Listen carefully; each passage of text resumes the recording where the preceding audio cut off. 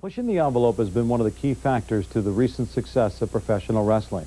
And on Sunday night, it seems pushing the envelope played a significant role in the tragic death of Owen Hart.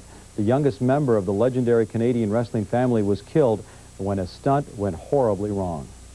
The Blue Blazer, as we know as Owen Hart, was going to make a very spectacular superhero-like entrance from the rafters, and something went terribly wrong here. Certainly, Owen Hart, Blue Blazer, very serious situation here at this point in time. This is not a part of the entertainment here tonight. This is as real as real can be here. Owen Hart fell 18 meters from the top of the Kemper Arena, hitting his head on the turnbuckle before a scheduled match. Emergency technicians tried desperately to revive him before he was pronounced dead on arrival at Truman Medical Center. This is one big family, and we've suffered a tragic loss. And the Hart family, whom I spoke to last night extensively, are just overwrought. Owen was the youngest of Stu and Helen Hart's 12 children. In 1989, he followed in his father and 7 brothers' footsteps by entering professional wrestling. His brother, Bret the Hitman Hart, was with him for many of his years in the WWF before his departure to the WCW.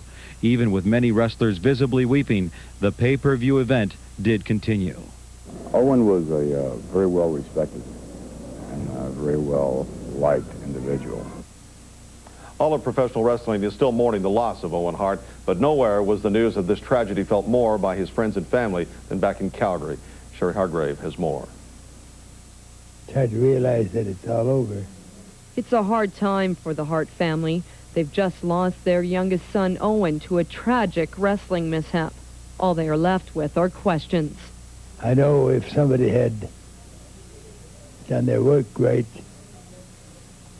in the first place, he wouldn't have been dead, I'm sure of that. But it's hard to point a finger at, accusing finger at anybody, because there's a lot at stake here. Owen had rehearsed the fall several times that day and was successful, and just that night something went wrong. Either his harness broke or the cable broke. Something went drastically wrong, you know. You can't point fingers at anyone. This is where it all started, in the basement of the Hart's house, in this makeshift wrestling ring they nicknamed the Dungeon. This is where Owen learned to appreciate the art of wrestling.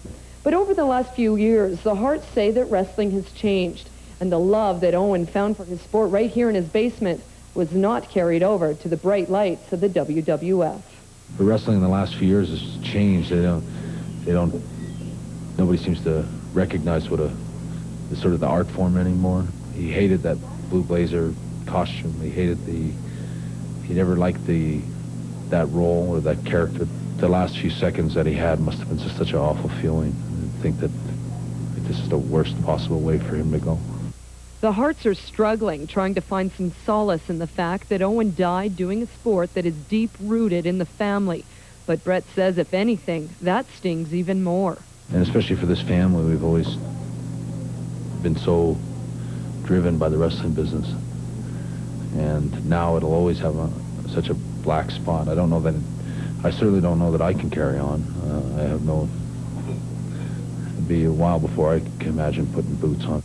Sherry Hargrave, TSN, Calgary.